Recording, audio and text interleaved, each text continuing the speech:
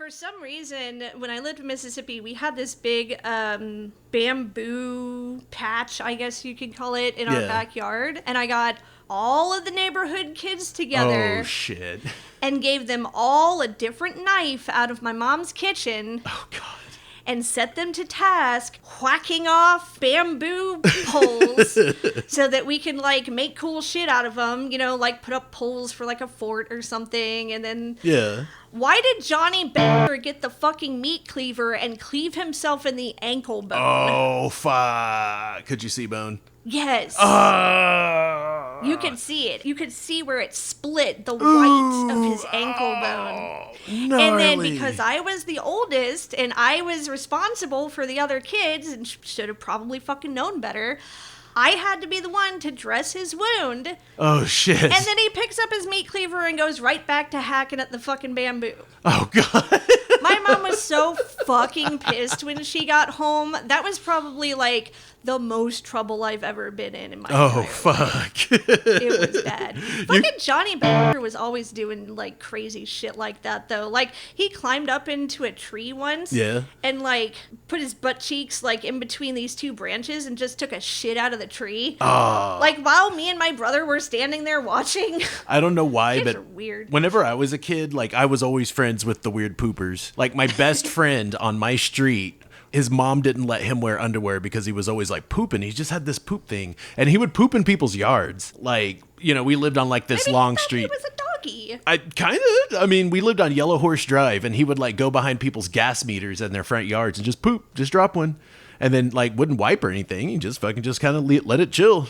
And then I was friends with the kid that pooped in people's yards and the only white kid on the street, like when I lived on Yellow Horse Drive. And we were just this, like, ragtag crew of just, like, weird fucking kids. I dressed up like Batman and would, like, run around the network of fucking drainage ditches. I had cardboard ears taped to, like, a flea market ninja mask and, like, a fucking, what do you call that? A trench coat. It was like a black trench coat, and I just buttoned up the top. But no, I was like this fucking res Batman running around the fucking Drano. And I was badass. So there was, like, you know, the weird costume kid, the kid that pooped in people's yards, and then the only white kid. And we were all listening to, like, MC Hammer and Belle Biv DeVoe and shit, you know. What the fuck? Yeah, we were weird kids. And then the fucking neighbor kids down the street had to introduce us to Two Live Crew. So, and then I was, when I lived in Stillwater, which was, like, you know, maybe 30 minutes away from Pawnee, that was, like, my first introduction to, like, white society at large. Because, I mean, there were white kids at my school, but I didn't live in, like, a white town until, like, you know, I was, like, 9. Mm-hmm. And I was like, what the fuck? It was, like, culture shock. And I met this hippie kid named Ira. Like, his dad was, like, you know, straight up hippie. And then here was, like, you know, this kid wearing, like, he looked like Pauly Shore, except he had long, stringy blonde hair instead of Pauly Shore hair. But that's how he dressed. And he was, like, my age. He was, like, 10. And so, yeah, so we, like, I went over to his house once and, like, he introduced me to shrimp on pizza. Like, the first time I saw pineapple and ham on pizza, I was like, what the fuck? It freaked me out. And then, I remember the first time I saw pineapple ham pizza. And then I saw shrimp on pizza. I'm like, what the fuck is going on in Stillwater, Oklahoma? And who's this kid? So I'm walking with this kid. We're going exploring in the fucking woods and shit. And he's got survival shit with him. He's got fucking jelly beans. He's got beef jerky. He's got a couple cans of Pepsi. And then he had fucking toilet paper. So this kid was like, you know, we were ready to do some shit. So as we're walking around in the woods, kid has to take a dump. So he's like, you know, we're in this wooded area. Like, we're, like, on top of this hill. He just drops trowel and just dookies down the fucking hill. And it's just tumbling down, you know, and he just... It was just kind of funny. I'd never seen just someone drop trowel and just tumble dookies down a hill. It was fucking hilarious. I was like, who's this kid, man? Oh but I don't know why I've always been friends with the weird poopers. SUMO PUNX, SUMO PUNX, SUMO PUNX, SUMO PUNX. SUMO PUNX, SUMO PUNX, SUMO PUNX, SUMO PUNX. SUMO PUNX, SUMO PUNX, SUMO PUNX, SUMO PUNX. SUMO PUNX, SUMO PUNX, SUMO PUNX, SUMO PUNX.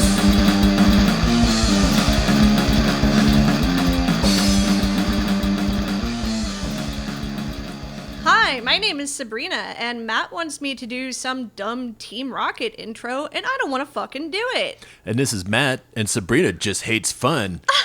And this is SUMO PUNX. Rude? I don't hate fun. I just think it's fucking stupid. It is. I'm not going to be Team Rocket. Okay, what's your favorite Pokemon? I don't know. Blastoise. That was you this morning. Gah! You have to call me out like that. In front of like all 12 of our listeners. Anyway, sorry we didn't put out an episode. We didn't put out an episode last week. We had some things happening. Yeah. Matt had a Mawashi mishap and And a knee injury. yeah, and the knee injury. And shit's just been wild, but yeah, the Mawashi mishap, it makes it sound like I pooped on myself or something. It wasn't even that bad. Oh my god, you guys, Matt did the verboten thing. The thing that you're not supposed to do. That's what the pros aren't supposed with to the do. Mawashi. I washed it. He washed the Mawashi. All right, so check this out. I hadn't washed You that. don't wash the Mawashi? I had it for a year and didn't wash it. It was covered with some good fry bread grease and some like pinto God. beans, a little bit of peanut butter and jelly. Fucking, there was like ass and balls caked in there. And I think that might have been the issue, is because like it gave me this huge boil like in the top of my butt crack. It was gnarly. I know, I saw it. It was so Honestly, though, gnarly. I have seen worse boils on worse butt cracks. Oh, man. So I wouldn't worry about it too much, and it's Well, I'm already sensitive. healed up. Yeah, so- I mean, yeah, it is already healed up, but I'm sensitive, damn it, and I didn't But- want to have to be dealing with that giant boil in my ass crack. But what did I say? What did I say when you first got the Mawashi? What did I say? That I'll probably end up having to wash it. Yes, I did, didn't I? I said, you know what? You should wash that thing. You were like, they don't wash their Mawashis in the pros. I don't have to wash my Mawashi because they don't wash their Mawashis. And Well, what happened? Man, you get some sort of boil like this in your ass crack, it's going to be changing your mind. Pretty motivating, huh? Yeah, very motivating. But it's healing up nicely. I didn't use any detergent on the Mawashi, though. I just used some baking soda. Well, still, that's good. That'll kill the It bacteria. and shrank a little bit, but not a whole stuff. Well, lot. so did you. You shrank a lot. I was in the about to past say, couple is like, years. I don't have to compensate so much with that Mawashi whenever I fold it and everything and put it on. So it worked out. Yeah, true. Well, I'm sure our 12 listeners didn't come here to listen to you talk about your ass crack. Yes, they did. Because as the title suggests, this episode we are covering week 1 of the Natsu Basho 2022. And coincidentally, there is a lunar eclipse going on tonight. This is day 9 of the Basho that we're recording this. There is a lunar eclipse. The whole Basho up to this point has been fucking pandemonium. An absolute riot of rikishi rallying for the top. Would you call it lunacy? Oh, God. That was bad. I'm sorry. No, because if you believe in stuff like that, you know, maybe the movement of the planets is going to shoot some cosmic energy onto this tournament and then make someone fucking weird like Aoyama win or some shit. It's either going to be Aoyama, Sadanoumi, or I don't know. That was You kind mean of some Radanoumi? Radanoumi. Oh my god. But yeah, it's been a wild fucking ride up to this point. We couldn't believe what's happened for the last 8 days. Jaw dropping. It's really anybody's fucking game at this point. Yeah. But before we get into which bouts we thought were the most notable, the most interesting, the most exciting, let's go ahead and just do a quick recap of who we have for our Fantasy Sumo.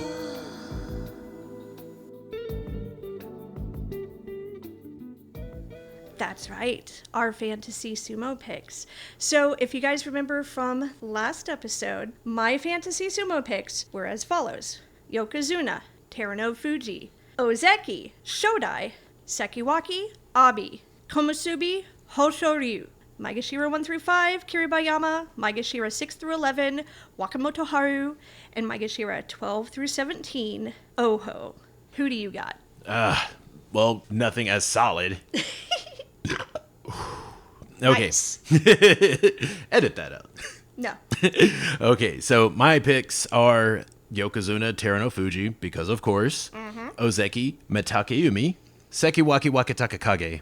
I'm just going to say that again because it's fun. Sekiwaki Wakatakakage. Sekiwaki Waka Bukake Kag. Wait. Waka Flocka Seagulls. And then Komusubi Daisho and Maegashira 1 through 5 Takayasu. You're letting me down. I know. What the fuck's up with him? I know. Maegashira 6 through 11 Tochinoshin. And Maegashira 12 through 17 Midori Fuji. All right. Now we're going to take a look at some of the more exciting and notable bouts from our guys. But first, let's go ahead and check in with them Jurio boys we love so much. Mr. Chubby Cheeks Satami Fuji and Rabid Squirrel Inho. Very apt. Okay, so Jurio for my ditty. I have Atami Fuji. So day one versus Shohozan. It was over pretty quickly. Shohozan goes right for the face, right off the Tachi-ai, but Atami Fuji is completely unfazed and just bulldozes his ass right out of the ring. He seriously just looked like he just a plow of meat pushing a big old pile of Shohozan. All right, day two versus Hirata Umi. I don't know which Tokayama does Hirata Umi's Chonmage, but it looks like a little plastic helmet. I think he's just got really thick hair. Yeah. I think that's what it is. I don't know, but Atami Fuji looks a little nervous. He was burying his face in his towel before the bout. I'm starting to think that's like his thing, kind of like how Takayasu has a shrug. I think Atami Fuji just buries his face in his towel for a second. But he took some time slapping his belt before getting down into position. He was getting ready. He did wipe the floor with Shohozan just yesterday, so hoping for a repeat. Hirata Umi started the Tachi-ai with the Norawa attack, and Atami Fuji went probing for a belt grip. Hira scored a deep outside left and had Atami Fuji torqued all the way to his right side. Keeping him at that angle allowed him to force Atami back to the bales and threw him out for Yori Taoshi victory. Other than that, he had some pretty standard sumo during the rest of the week. Just really good sumo. Not necessarily anything notable or exciting, but, he won a lot of his bouts. It was just very standard, yeah. Yeah, but it was fucking great. I loved watching it. I love watching that boy succeed. So he ends week one with a score of 6-2. Yep, day 8, he went up against Kaisei, which is the last bout that we saw. Kaisei's looking like a fucking octopus Jesus, victim with really all those is. cupping bruises on him. Apparently it's not doing him a damn lick good, though, because Tommy Fuji was able to just kind of hump him right out. Those bunny humps. Yeah. Well, our other guy, Inho, let's go ahead and take a look at what's been going on with him for week one. So day one, he goes up against Yago, which Shrek. I like calling Shrek because he kind of looks like Shrek. I've never seen those movies. The Oh Shrek my movies. God. You need to hang out with my dad. Never seen a single fucking Shrek movie. I don't even know what they're about. They're about Shrek. Oh, okay. Anyway, fucking Yago is like twice the size of Inho. So Inho is around, he's like 220 pounds, and then Yago is like almost 400 fucking pounds. Yeah, So big old boy. that's a big fucking difference. You could really tell that Inho was a bit nervous in this fight because he started off with a mata, like a false start. But at the Tachi-ai, he is able to stay low, even though Yago got him by the neck at first. Oh, shit. Yeah. Oh, we're good. The electricity just went out. It did. All right, well, let's fucking keep going. Hey, that's the fucking weird energy of the goddamn eclipse. All right, where was I? Oh, shit. It did it again. Pause. Maybe we should stop for now. Yeah. All right. That was kind of freaky. So That was so weird. This freak storm just popped up out of fucking nowhere. seriously, 20% chance of rain, and then it turns into a full-blown thunderstorm. And then it knocks out our electricity. But anyway. Yeah, we're back. Weird fucking energy tonight. For real. Yeah, just all around. We got the eclipse thing going on. We got the fucking... Midpoint of the Basho. Yeah. Fucking... Shit's lining up. Yeah, it's just... Anyway, before the rude interruption by Mother Nature, we were talking about Inho on day one going up against Yago. So, as we last left off, Yago had gotten Inho by the neck, right off the Tachi-ai. They dance around the ring a little bit, Inho all the while staying very low, keeping his head in Yago's chest and pulling down at every part of Yago that he can reach, just chipping away at his balance until he was finally able to lock onto an arm and pull the giant down to his knees. Really excellent sumo. That was by really Inho. fucking cool to watch. That was just badass. Fuck yeah. And then another notable bout for Inho was day 3 when he goes up against Dayamami. Ooh. So at the Tachiai, Inho is able to slip right under Dayamami's arm to try and capture his side, but Dayamami is too quick and turns around to meet him head on. These boys go at it like a couple of fucking Rottweilers. Like they're playing tug of war or something. Well, okay, maybe like a Rottweiler and like a little terrier or something. I mean, Dayamami has almost 200 fucking pounds on Inho. It's like 2 of him. Yeah, it's like 2 Inhos. It really is. But, Inho is able to get a hold of Dayamami's Mawashi, pull him down to the clay, Shitate Dashinage? Shitate Dashinage. Yep, Shitate Dashinage win for Inho, just fucking slaying giants as usual. Another day at the office. No big deal. Next day, day 4, he goes up against Dai Sho Ho. Inho hinkas at the Tachiai, one of my favorite moves. But Dai Sho Ho still manages to lock him up head on. Inho then is able to get like a deep inside grip, and he does not let go of that shit. He stays low, he stays clamped, and then he twists down Dai Sho Ho. Shitate Hineri victory for Inho. But then, Oh, damn. day 6 versus Kaisho, this shit was fucking gnarly. Inho tries to do another hinka. He hops up like a goddamn jackrabbit, but Kaisho ain't having none of that shit. He actually grabs Inho by the legs mid-hinka while Inho is still in the air and like half carries, half pushes him out. And this is why I say the hinka is not a bullshit move, because you have to be prepared for fucking anything, and Kaisho really showed how it's done in this match. I don't know, man. Just watch out for Chiyoshoma. So those are the guys we've been watching for Juryo so far.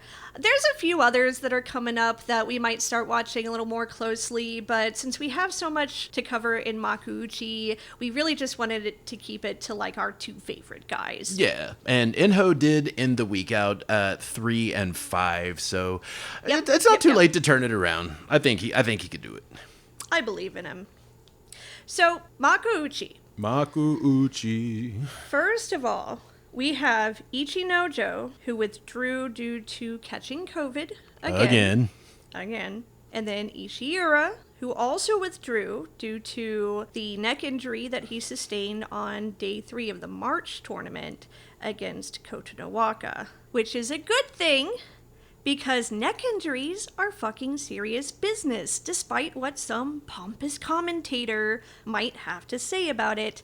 And of course, we wish Ishira and Ichinojo a thorough recovery. Also, Onosho ended up having to withdraw on day 6, having suffered some broken ribs from tumbling out of the dojo, so... Yeah. Yeesh. That was pretty brutal. So here we go. Makuuchi.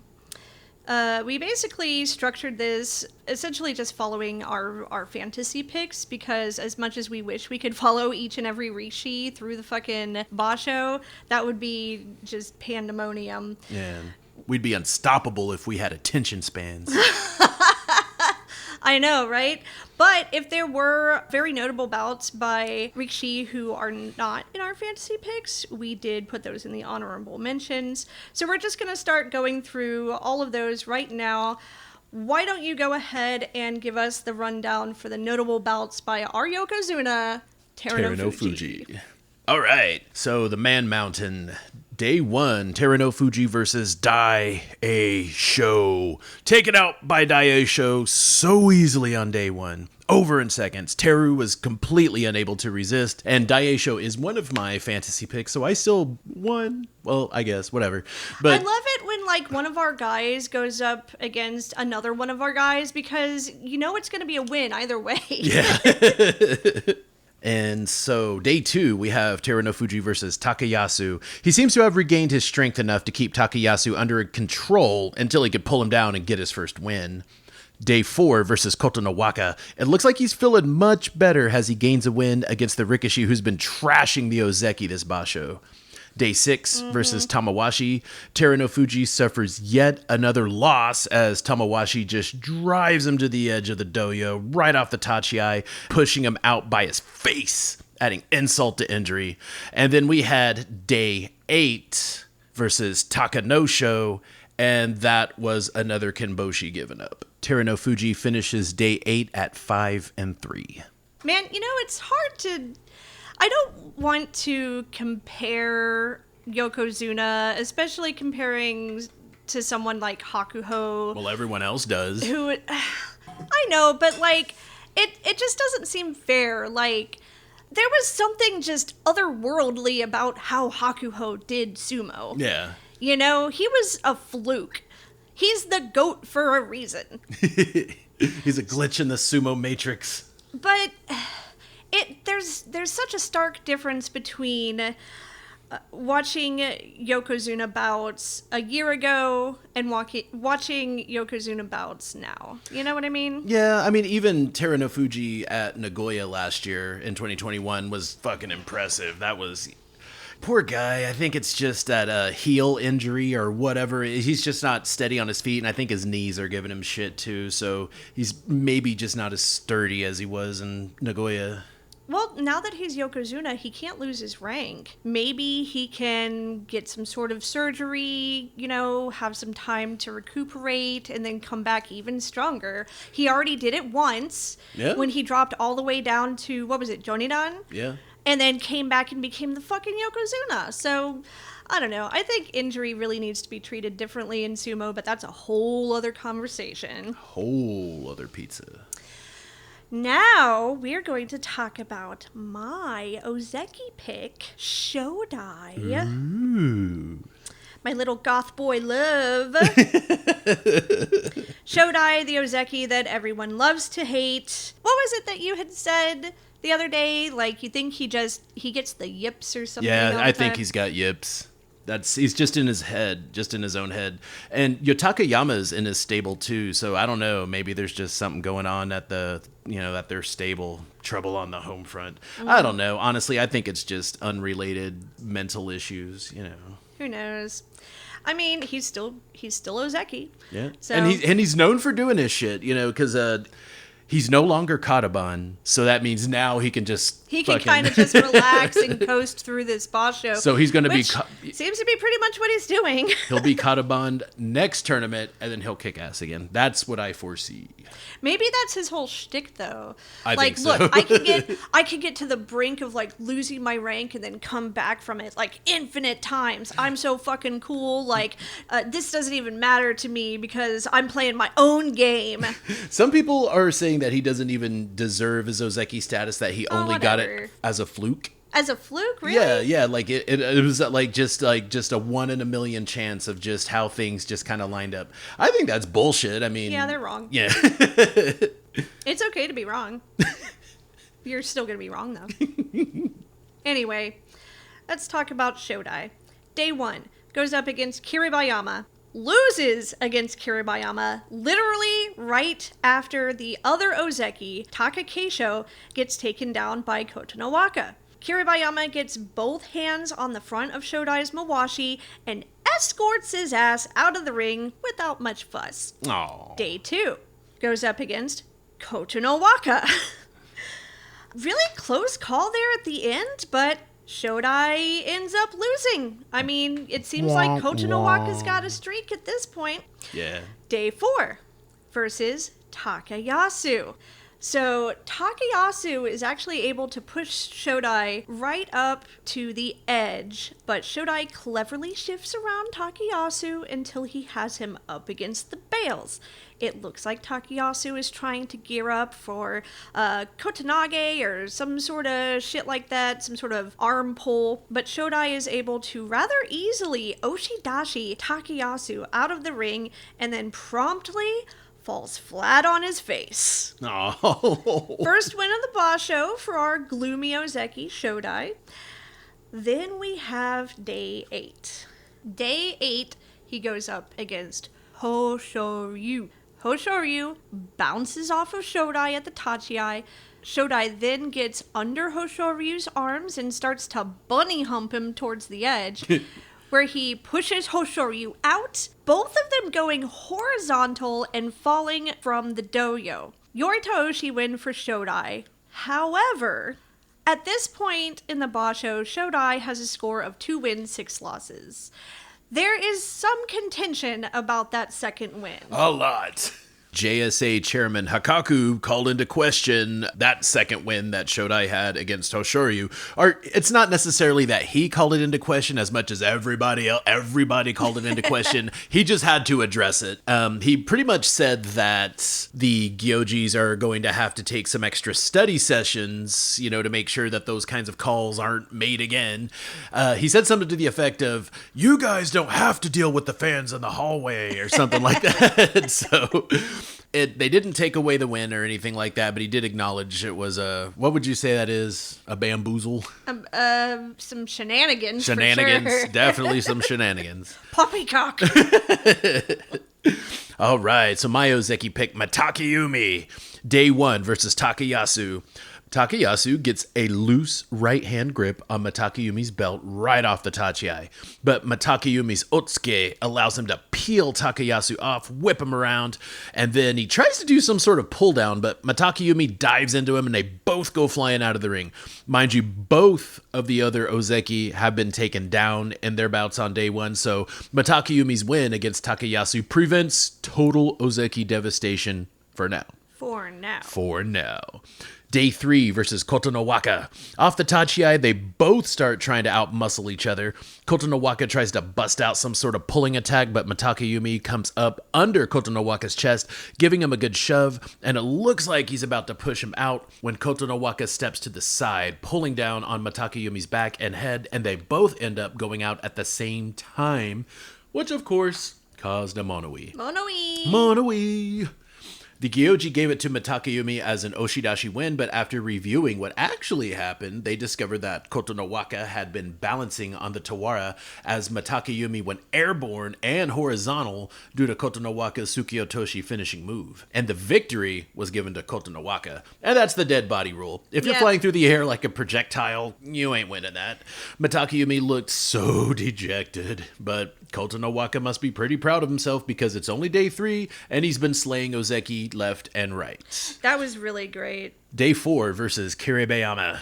Kiribayama seals off the arms of Matakayumi as he gains a grip on the belt, but Matakayumi is just too wiggly, dispersing all of that pushing energy. Kiribayama tries to power forward multiple times, eventually taking Matakayumi to the bales, but Matakayumi uses his own momentum against him and throws him out with the Kotanage beltless arm throw. Kiribayama looks like he could have had him there for a minute. Matakayumi even looked a bit worried, but he was able to prevail in the end. Day 5 versus Tamawashi. Tamawashi is always throwing salt in someone's game. He's solid, stalwart, inhumanly strong. Matakayumi is just getting out-muscled by him. He tries to circle back, but Tamawashi goes for the face, driving forward. Matakayumi tries a pull-down defense, but it was too late. Oshidashi win for Tamawashi. So that's it for as far as the notable bouts for Matakayumi. He ends day 8 at 4-4. Now we move on to our Sekiwakis. I had Abi. Abi! I love Abi. I do too. He's such a cutie.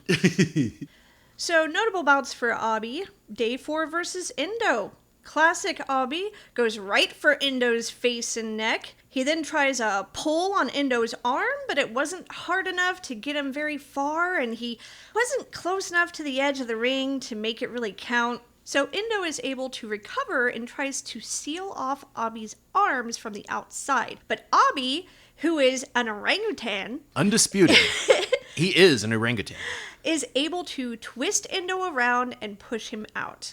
He does some pretty fine sumo during the first week. Not a lot that's too dramatic, but pretty good sumo nonetheless. Then when we get to day 8, he goes up against Takayasu. Another typical Abi Tachiai, lots of face pushing, neck pushing, working Takayasu to the bales before headbutting him in the chest and giving him a good shove to push him out of the dojo. He ends week 1 at 5 wins, 3 losses. All right, and then we have my Sekiwaki pick. Sekiwaki Wakataka Kage.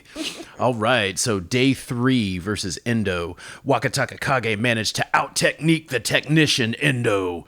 Right after they bonked heads at the Tachiai, it just turned into high-speed chess.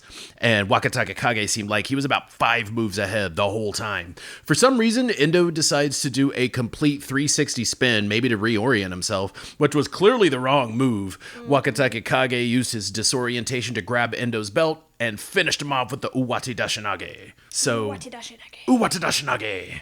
That was really the only notable belt for Wakataka Kage.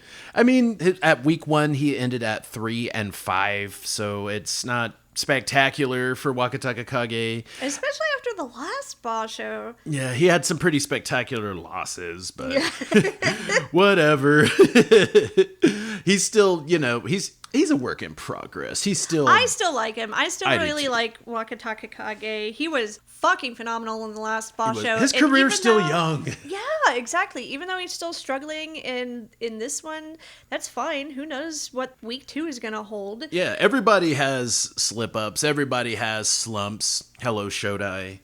So it's okay. It's okay. I've been doing it during this entire episode. Yeah, you've been doing it the whole time we've been watching sumo. You've been in But Shodai's. nobody notices because I use the magic of editing.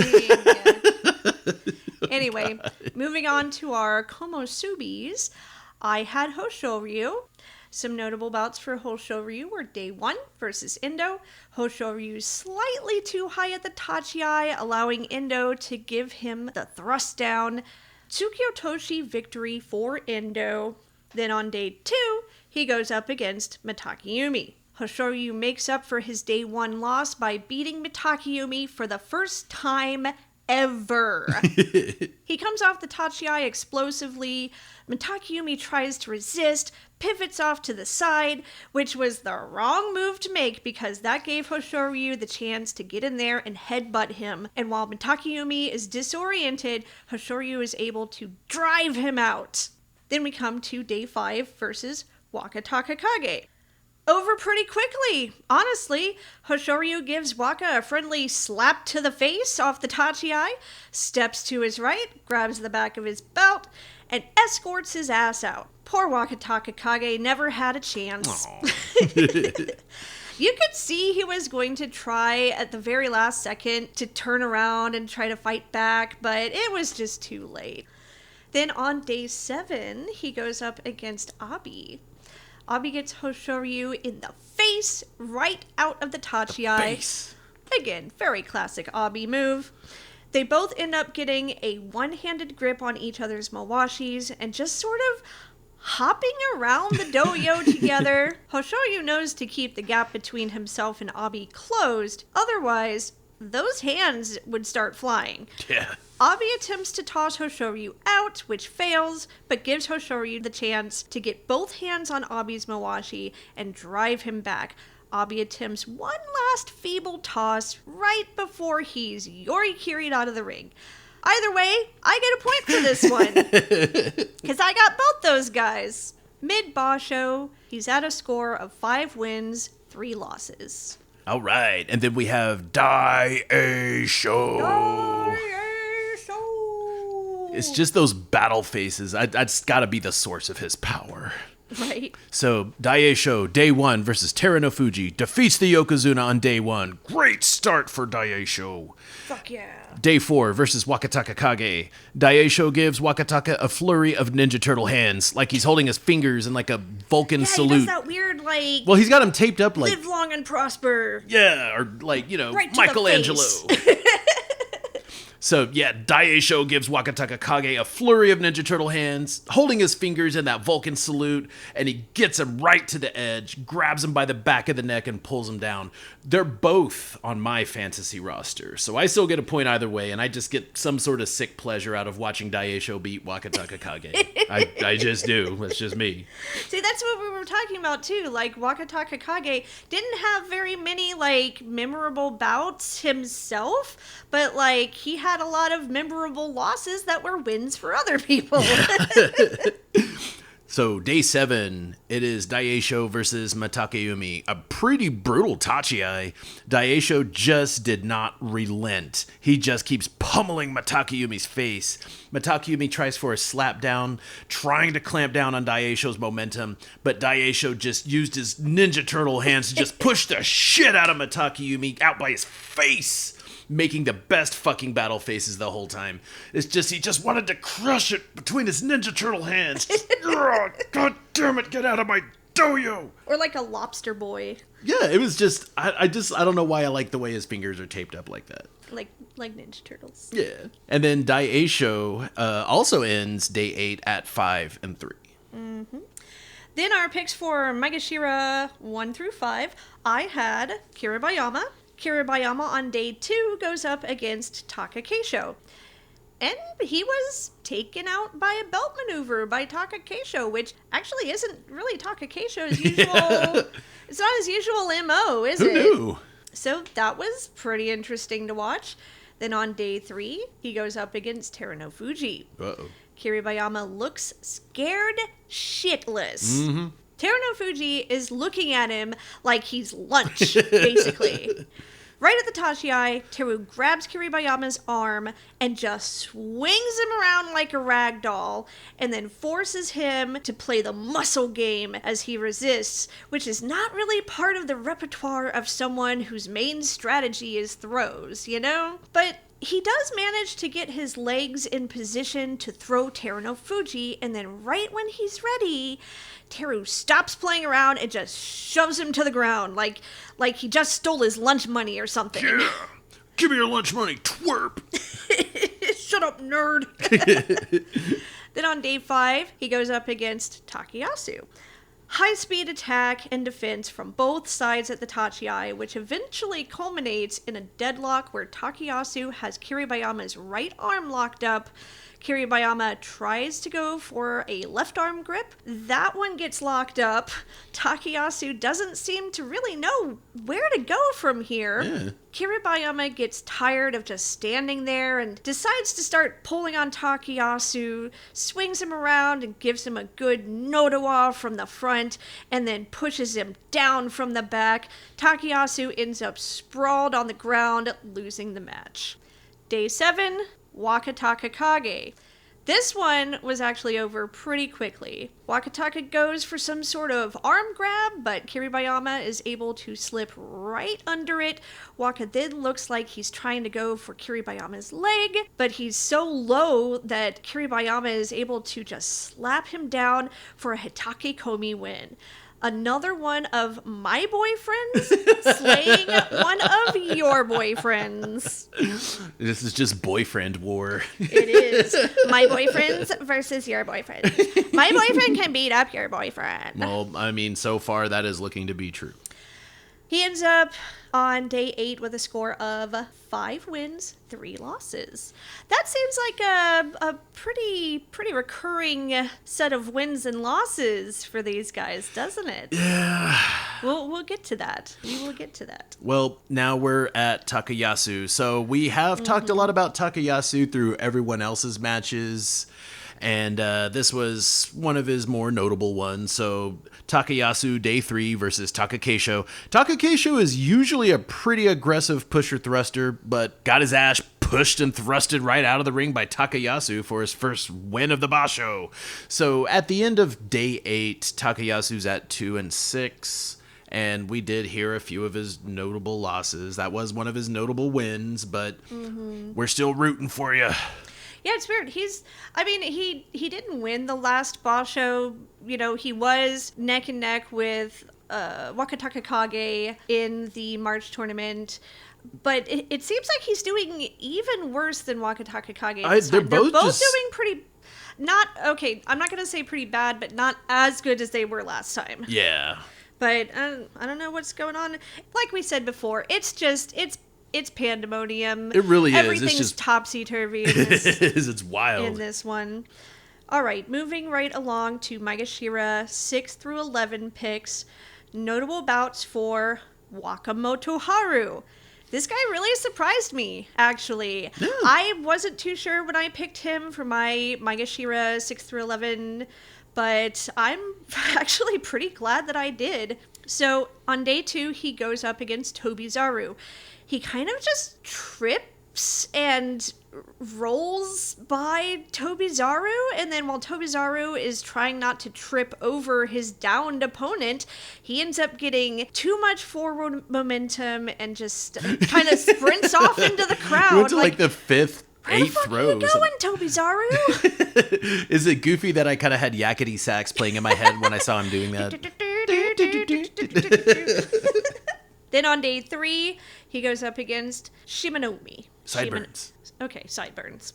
Sideburns kind of looked like he may have had him a couple of times there. He was able to get Wakamoto Haru off balance a few times, but Wakamoto Haru recovered pretty quickly each time. And then right when it looked like Shimanoumi was about to push him out of the ring, Wakamoto Haru does this fucking amazing sideways hop thing along the Tawara while pushing Shimanoumi down and out. Very fancy footwork for that Watanage win. That was very fancy. Oh, that was beautiful. It was like, the ballerinas when they're putting on a ballet and they do that, like, pointy toe, like hopping around, with their arms all like elegantly raised above their heads. That's the word I was looking for. That was a very elegant Uwatanage. Very elegant footwork. It was very elegant footwork. That's what he should do after he retires. He should just go into ballet. Day 4, Wakamoto Haru goes up against Terutsuyoshi. Wakamoto Haru gets a headbutt to the chest by Terutsuyoshi, who then tries to bust out a kataskashi. Am I pronouncing that right? I know I like to mispronounce stuff. Kataskashi. So he tries to bust out this kataskashi, but Wakamoto Haru deftly turns into the kataskashi, like he's sliding around on an icy road or something, right there at the edge of the dojo. And he gets back into a driving position. Terutsuyoshi gets under him. Looks like he's trying to do some sort of shit like Izori or some sort of weird move. Some sort of weird shit that Ura would do. Channeling Ura. But you can see on his face, he knew that moment. He fucked up. He couldn't get the momentum he needed as Wakamoto Haru was coming at him from above to finish him off with an Oshitaushi. Then on day 5, he goes up against Ura. Speak of the devil. So they grapple with each other a bit, both get a grip on the other's belt, and then Wakamoto Haru attempts to push Ura out. Ura, however, has the instincts of a cat who's trying to avoid being put in the bathwater, because he maneuvers around to the side with both still gripping each other's mawashis and starts walking backwards towards the other side of the dojo, dragging Wakamoto Haru with him. With his back to the bales, Ura executes an uchari on Wakamoto Haru. He flips him backwards out of the ring. However, it was unclear who actually landed first, as Ura's forearm and Wakamoto Haru's hand seemed to land at the same time. So, a mono-ii was called. That resulted in a Tori Naoshi. And god damn it. God fucking damn it. Why does Ura do this shit? Why the fuck does he immediately try to bust out a Dozori on Wakamoto Haru? Why Why does he have to immediately go for some fancy ass move that he hasn't even fucking set up properly? It was just like muscle memory. You could see it. He just kind of reacted. Is he just trying to get it over with? He's like, oh god, I just fought this guy. Now I gotta fight him again. Well, let's try to do the same or a similar fucking thing that I just did. It doesn't make any sense to me. It didn't work. Yeah. It didn't work. Like I said, I think it was just a reaction. He just reacted the first thing that popped in his mind, and it was. But while he was all like flipped over backwards, Wakamoto Haru took that opportunity to casually just push his ass out of the ring. Still good for me though, because I got another point from Ura's poorly strategized shenanigans.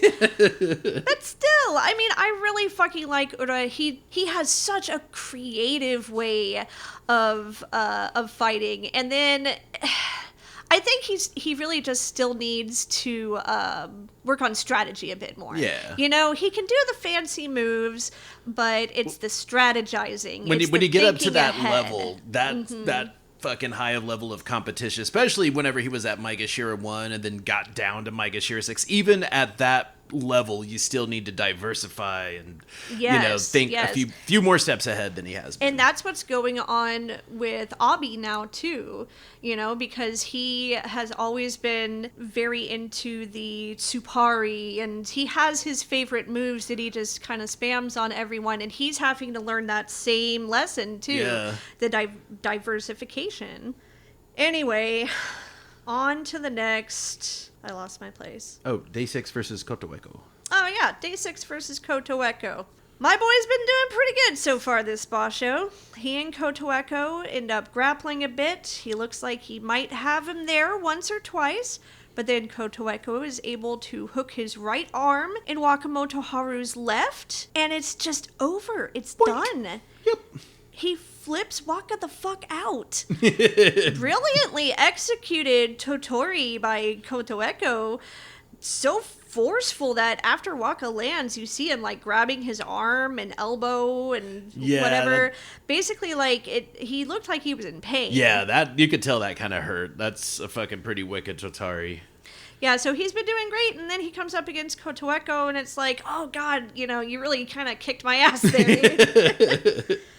Then on day 8, midway through the Basho, he goes up against Aoyama. Aoyama, who was the front runner there for a while, which was pretty fucking wild. Him and Sadanoumi. Yeah, Radanaumi.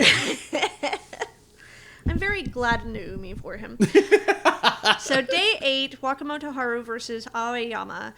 Wakamoto Haru knocks another point off of our front runner's score. It was, pretty standard. I just thought that was pretty cool that he was able to knock him down a peg like that. Yeah. Wakamoto Haru ends week 1 with a score of 5 wins and 3 losses. All right, and then my pick, Tochinoshin.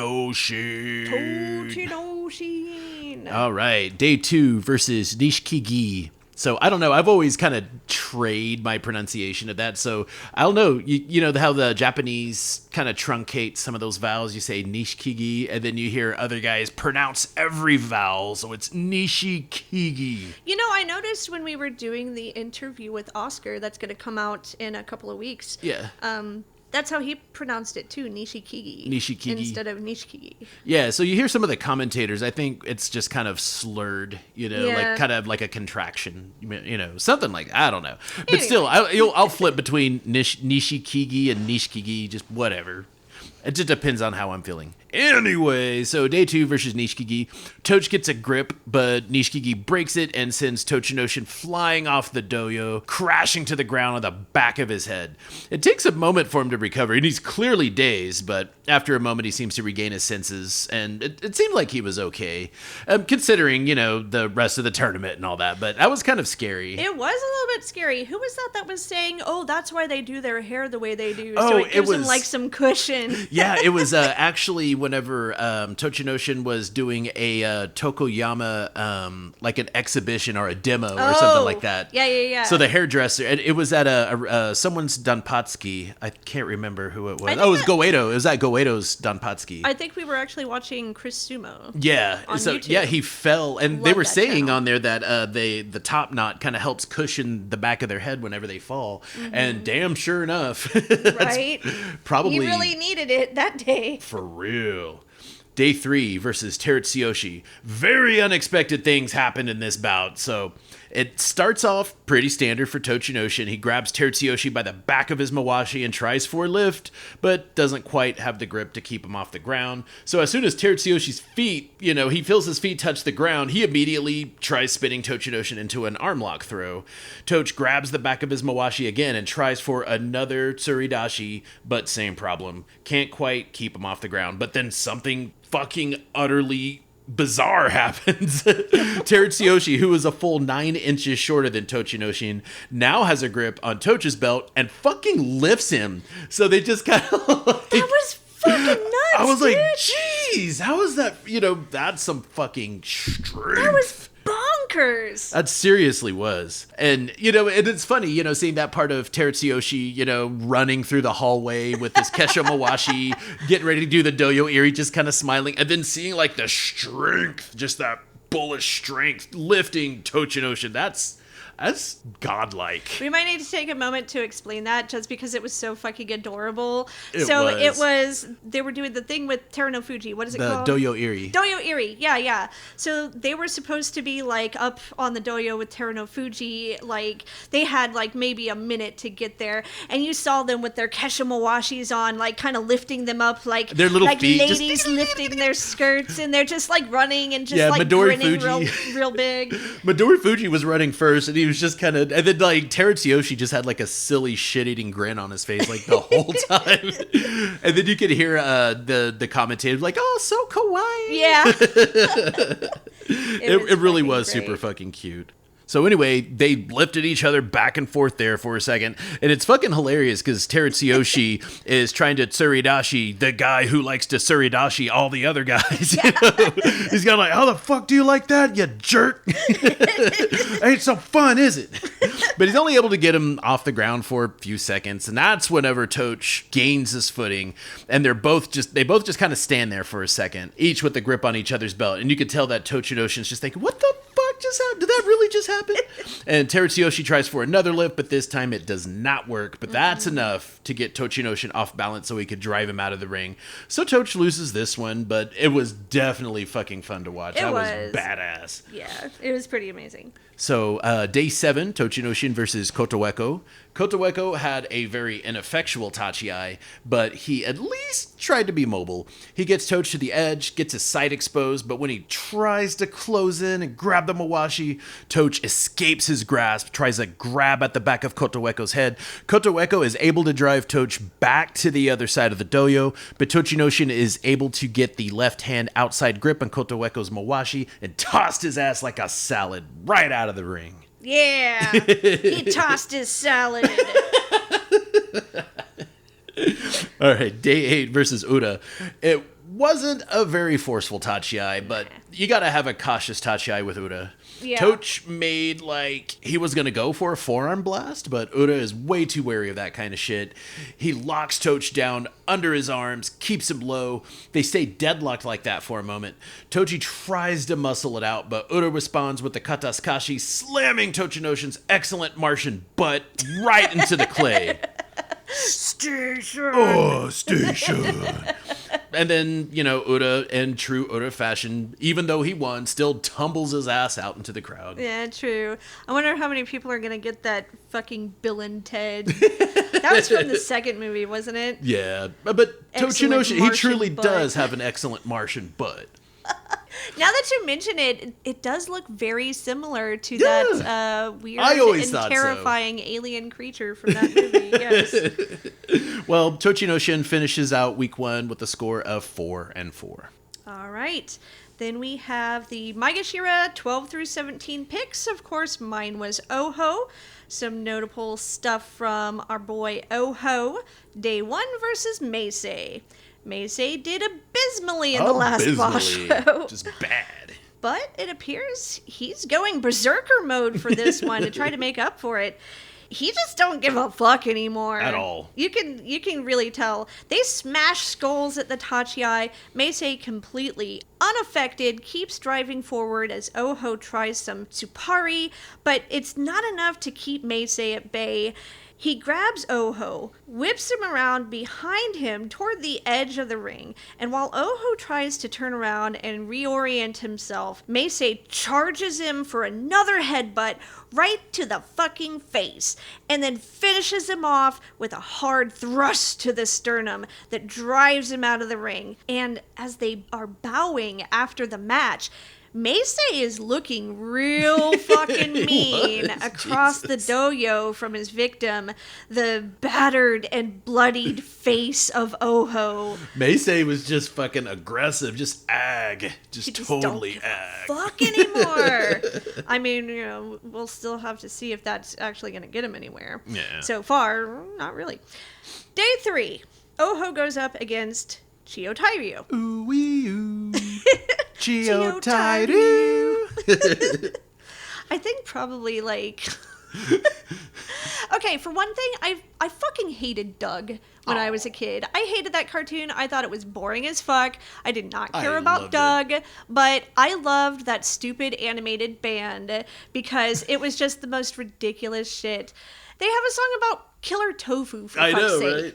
And What then, the fuck? what was the other one? I need more allowance, yodelay. Oh, yeah. The only reason I would watch that show is because it would be on between the shows that I wanted to watch, like Rocko's Modern Life and something else. I can't And we all know that you had a crush on Roger. Oh, shut up. I kind of did, though. Called it. Anyway, so day 3, Chiyotairyu versus Oho. Chiyotairyu actually comes in with quite an aggressive attack from the Tachiai, but that may have actually been to his detriment. They clash at the Tachiai, and you can see Chiyotairyu is trying to bulldoze through Oho, but all Oho had to do after taking some Tsupari to the face was step to the side and let Chiyotairyu's momentum do the rest of the work for him, causing him to charge right over the edge. It was over pretty quickly, but, a clever victory for Oho. Yeah. Day 7 goes up against Yutakiyama. Pretty solid Tachiai that leads into a lot of pushing and slapping each other's faces like a couple of European dandies challenging each other to a duel or something in like the 1700s. Eventually, they both run out of stamina and just kind of relax against each other, just locked up for a while, like, oh, let's just take a little bit of a break. Pretty much. Yutakiyama looks absolutely exhausted, but Oho recovers faster and is able to lift and push Yutakiyama out. Day 8, mid-basho. Oho has a score of 3 wins and 5 losses. Not terrible. Yeah. So then we have Midori Fuji. Dude, Midori Fuji is I was amazing. Seriously, fucking seriously. I am suddenly a fan of one of your picks, just because he busts out some pretty amazing moves. He really fucking does. He's very tenacious and just agile and just he's a little dude, but he's just fucking all over the place. I was talking to Movie Mulligan on oh gosh, what was it? It was day 2 What or is day his 3. actual name? Movie Mulligan. If you're It listening to starts with this, a B, I I am so think. sorry. I forgot your name, your actual name. Anywho, go check out Movie Mulligan on Instagram. He is And Twitter. And Twitter, yes, he's actually a really good illustrator. I love his illustrations that he does of the rikishi, and he's making stickers and oh shit, just go check it out. Yeah, for lots real. of really cool shit. Anyway, continue. You were talking to him. Yeah, but Movie Mulligan was talking about just like how ferocious he was, and I was like, yeah, but it was that same night whenever we saw Midori Fuji's win, I was like, holy shit. I was just aggro as fuck. And so I sent him a message back like, holy shit, dude, you were right. Yeah. I feel like I slept on Midori Fuji because, he was out injured for a while, but now that he's back, he's fucking wicked. Anyway, so Midori Fuji, day 2 versus Kagayaki. Kagayaki towers over Midori Fuji by a full 9 inches. This didn't even really seem to intimidate Midori Fuji in the least. The Tachiai begins with Midori Fuji ramming his head right into Kagayaki's cleavage, and as he reaches for a left-hand grip on the belt, Kagayaki punishes Midori Fuji with a series of slaps and thrusts. Midori Fuji tries to find a grip somewhere as Kagayaki attacks. Midori Fuji calculates a counter and jumps to the side of one of Kagayaki's attacks, securing Kagayaki's left arm, and swings his giant lumbering ass around for a Kataskashi victory. Kagayaki's carcass almost barreled into Oho, who was sitting in front of the dojo, mean mugging the hell out of him the whole time. He's like, the fuck you doing trying to die over here, motherfucker? Bowling for Oho. Day 3, Midori Fuji versus Kotokuzan, old Jasper. Midori Fuji goes up against another Titanic opponent on day 3, Kotokuzan, who has 120 pounds on him. Off the Tachiai, he immediately gets a grip on the front of Kotokuzan's mawashi and just latches on like a fucking pit bull, all while Kotokuzan's trying to pry him off with the flurry of slaps and elbows and Nodowa attacks. It just doesn't faze him. It just doesn't. He was just like, at all. He was literally like a fucking pit bull, or like one of those fucking police dogs. When they have like the big like padded suit on and they're like hanging from their arm or something. And he's just his jaws clamped. Just that was fucking great. But he's clamped on, just not letting go. He does lose his left-hand grip for just a second and then gets right back in and is able to drive Kotokuzan back and out of the ring. And then we have day 4 versus Chiyo Tairu. Unfortunately, on day 4, he does get completely manhandled by Chiyo Tairu. He just grabs him by the fucking head with both hands right up the Tachiai and just throws him down like he's trying to smash a fucking pumpkin. It's just less than 3 seconds. A brutal Tokura Nage from Chiyo Tairu for the win. Day 6 versus Myogiru.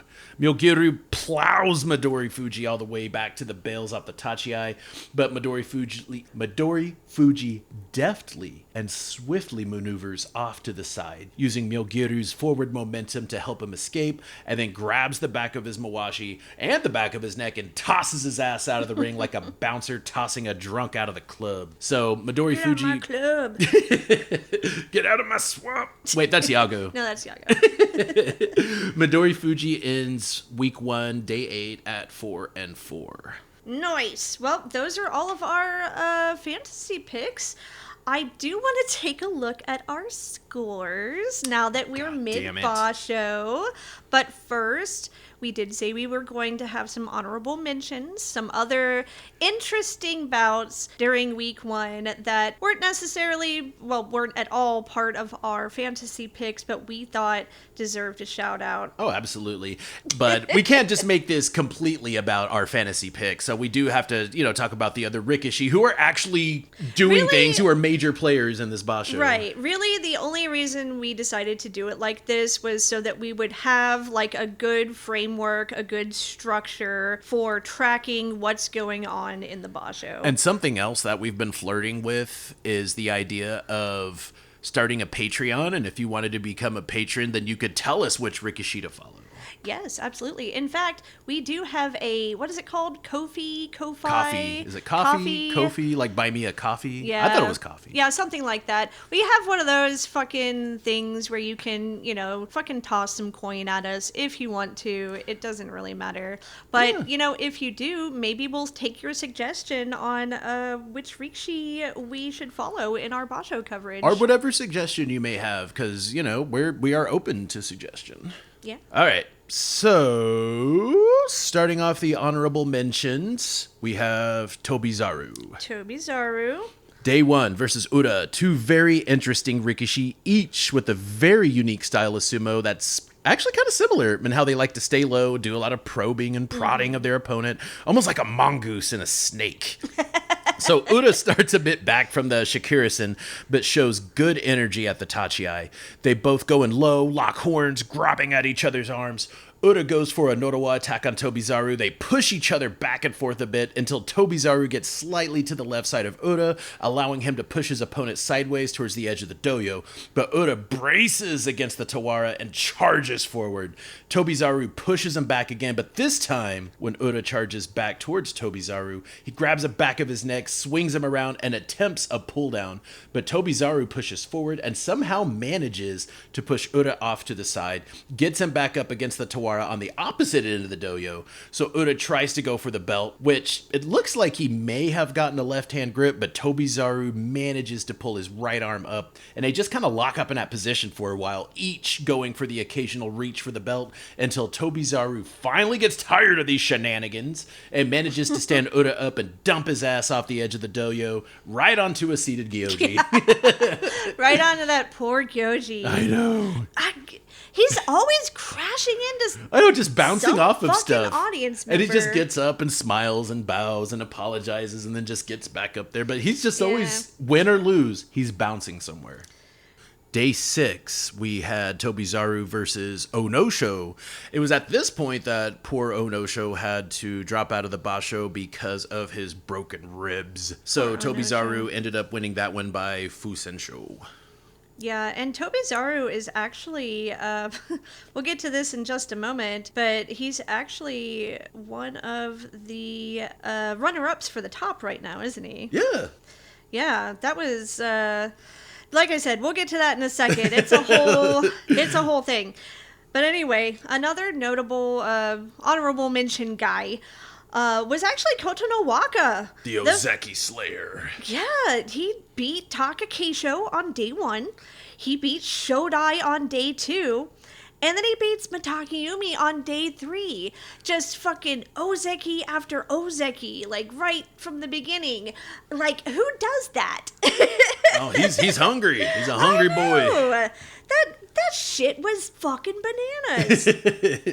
Besides him, I also wanted to kind of give a shout out to Aoyama. Fuck yeah. Who's been fucking slaying at this Basho. He's just got a fire in him all of a sudden. I don't know what it is. I haven't really actually paid that much attention to like the moves he likes to use, you know, the ones that are his favorite. Well, he's been mainly a pusher thruster.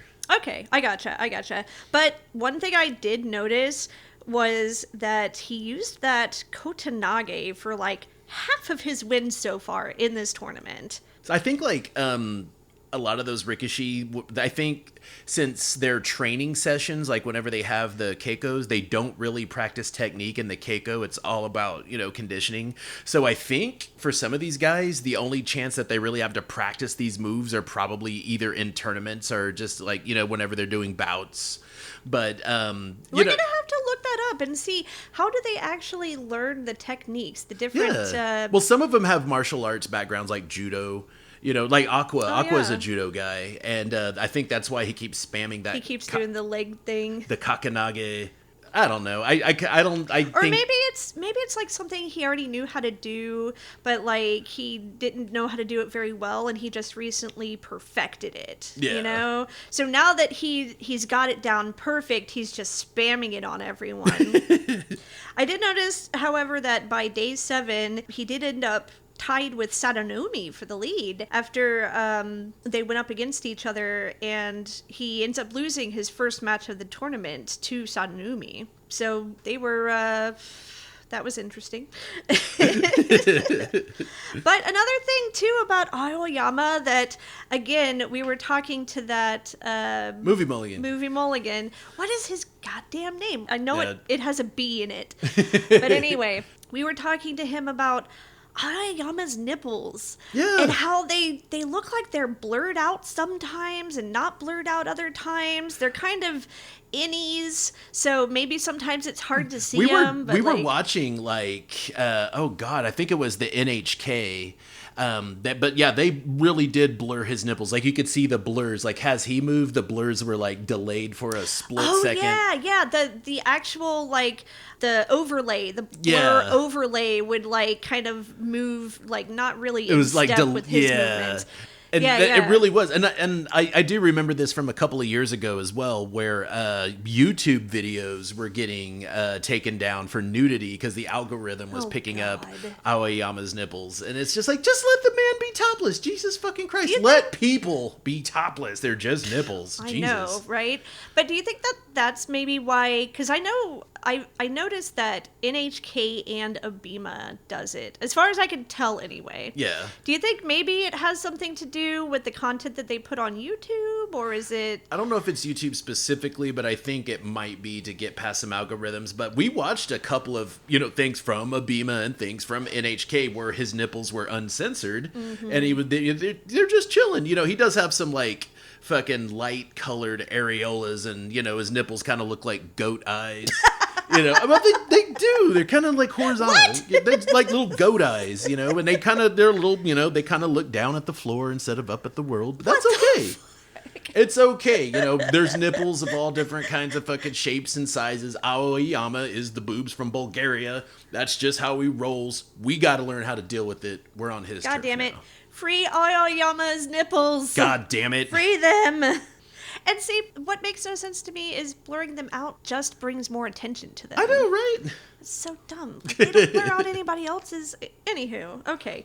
Well, I'm sure we're going to talk about this again, so let's just move on. This is going to come up. So then we have Sadanoumi. Yes, shout out to Sadanoumi. Radanaumi. So he's been doing surprisingly well this Basho. I mean, like, in the last few tournaments, you don't really say, oh yeah, you know who really kicked ass this tournament? Sadanoumi. But what is he doing this time? Kicking ass. It's like, all right. Fuck yeah. So he got pretty thrashed by Meisei on day 3, but on day 5, he bulldozed the shit out of Yutakayama just right off the doyo. And then on day 8, he goes up against Ichiyamamoto, and this was wonky. So Ichiyamamoto slaps Sadanoumi in the face so hard he spins himself around. Yeah. Sadanoumi tries to grab his arm and throw him out, but Ichiyamamoto's centrifugal force causes him to literally slap Sadanoumi's ass, spanking him out of the ring. Like, literally spanking him out of the ring. Like, what would you even fucking call that? Fucking spank out? It's a spank out. Yeah. they said it was Hitake Komi, but that wasn't a slap down. It was a spank out. Spank. He was spanking that booty. And then there was Chiyotairu versus Azumaru on day 8. Chiyotairu wins this one by pushing Azumaru out of the ring backward and then promptly falling face first into his crotch. Yes. Face plants right in his crotch. Not just between his legs. In his crotch. The crotch. When you fold a mawashi, you kind of have that little... The taco part in the front. You fold the taco and you tuck it under the front. I'm very familiar with tacos being in the front, yes. It was just like... I think he just fucking like hit his nose on the taco fold. God damn it, you just made me sound... It's okay. Delete that. Delete all that shit. Delete all the tacos? God damn it. All right, moving on. So this is a very interesting lineup we've got here for the top dudes at the midpoint in the Basho. Midway through the tournament, and we have 5 rikishi in the lead with 6 wins and 2 losses. Then following them, we have 10 more rikishi at 5 wins and 3 losses. So really, it's anyone's game at this point. Total fucking chaos. It's great. I love this shit. Yeah. There's no way to guess. There's no way to predict who's going to end up on top. This is going to be gambling at its truest and finest. I ain't gotten the money for that shit. Yeah, me neither. So in the lead, as of day 8, we have Takanosho, Tamawashi, Aoyama, Ichiyamamoto, and Sadanoumi. Then, on the second place guys so far, we have Koto Shoho, Ura, Tobizaru, Wakamoto Haru, Kiribeyama, Abi, Dai A Sho, Hoshoryu, Takakeisho, and the Yokozuna Terano Fuji. That's like half of the fucking Makuuchi division. That's just bananas, dude. BANANAS. No, we're not doing that. We're not doing that shit. Yeah, I wish you could have seen that face. Yeah, I don't think so. All right, so this is what it has all boiled down to. This is the truth of our struggle rocked up to its purest form. So Sabrina's fantasy score as of day 8, Tell me what it is. 30. Yes! And What's mine, yours? What's yours? 27. Ah! God damn it. So, You know what? After the last one, I think I deserve to... I put a lot of work into picking my rikishi this time for my fantasy lineup. I thought I did too, damn it. I did a lot of research this... I didn't just pick them because they were cute. Although a lot of them happen to also be cute. Oh man, this is, We're only 3 points away from each other right now. We have a whole 7 more days. They're doing Makuuchi right now. Day 9 Makuuchi. oh shit. As we're recording, they're doing it right now. I mean, who knows what's going to happen at the end of the week? Yeah, well, You could end up pulling ahead of me. I hope. Anyway, so that is our Basho coverage, and this is fucking exciting. I am so stoked about this, and it's a different kind of exciting than the March tournament, but it's still exciting nonetheless. Especially just that whole thrill of not knowing. That's fucking great. No clue who it could be. You know, look at July of last year. People knew it was going to be either Terano Fuji or Hakuho, Yep. and that was reality. And now reality is just, who fucking knows? That's so beautiful. I love that. It's fucking great. Great time to be a sumo fan. Yep. Funny you mentioned July of last year. That was actually the first time that I participated in Sumo Kaboom's bingo Oh my god, I forgot. and won. She got the that was the peach jam, right? Yeah. That was so fucking good. It was just magnifique. And now I just remembered that I'm doing it again for this Basho, so I should probably go check on it. Well, we already did see who got on the Makikoshi bingo card. Oh, really? Did Yeah. somebody win Makikoshi already? Poor Takara Fuji. Oh, you're talking about who has their Makikoshi already. Yeah, Yeah. Takara Fuji has his Makikoshi already right now, so that's a square on the old bingo card. But this is when it starts picking up. Week 2 is when you really gotta, stay on your bingo card, stay on your fantasy shit, because it's gonna get wild and it is unpredictable. It's so great. So anyway, that is our show. We will be back at the end of the tournament, and then we will resume our interviews with folks that have started their own sumo clubs. We're going to be getting into lightweight sumo, and we really want to touch base with a couple of people before they head off to the World Games in Birmingham, yeah. Alabama. Also, Cowboy Cup? yeah, the Cowboy Cup is coming up June 11th at Panther Pavillion, Fort Worth, Texas. I think it's 10 in the morning on July 11th. I don't know. Yeah, you can Google it. I was about to say, look at the Dallas Sumo Club's Instagram. Look at them on Twitter. Look at Dallas Sumo Club on Facebook. You will find all of the information for the Cowboy Cup. If you are interested in being a spectator, there is a separate link for tickets to FitCon as a whole. So the Cowboy Cup is happening at FitCon Texas. So you do have to purchase a FitCon ticket to be a spectator. It's $20, but it's so fucking cool. It's not just going to be just the sumo tournament. There's going to be strongmen.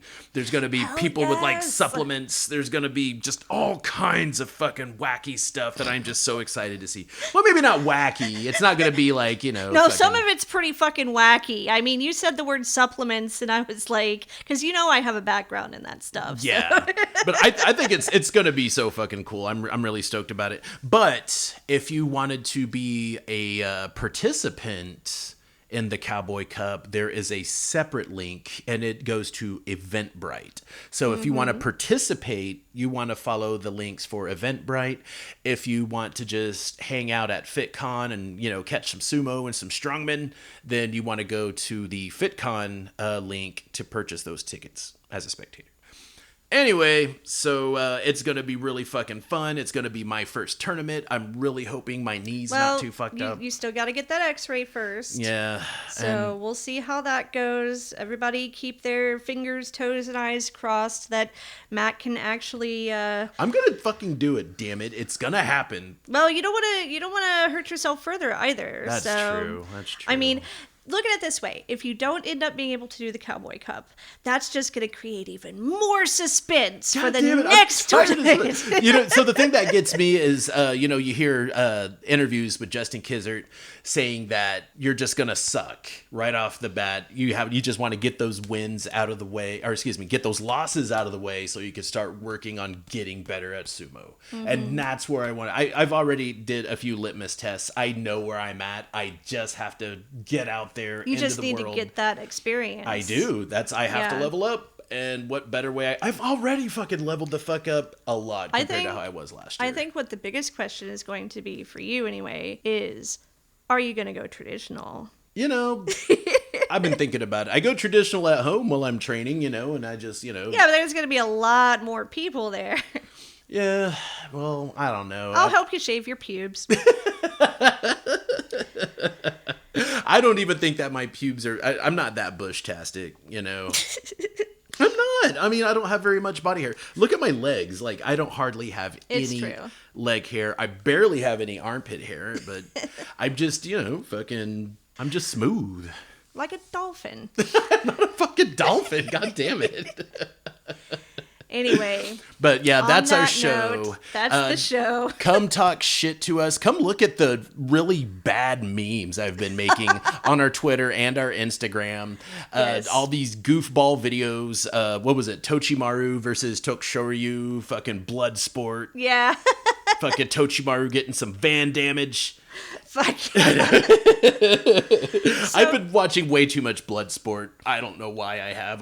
You want to get in that kumite? Kumite.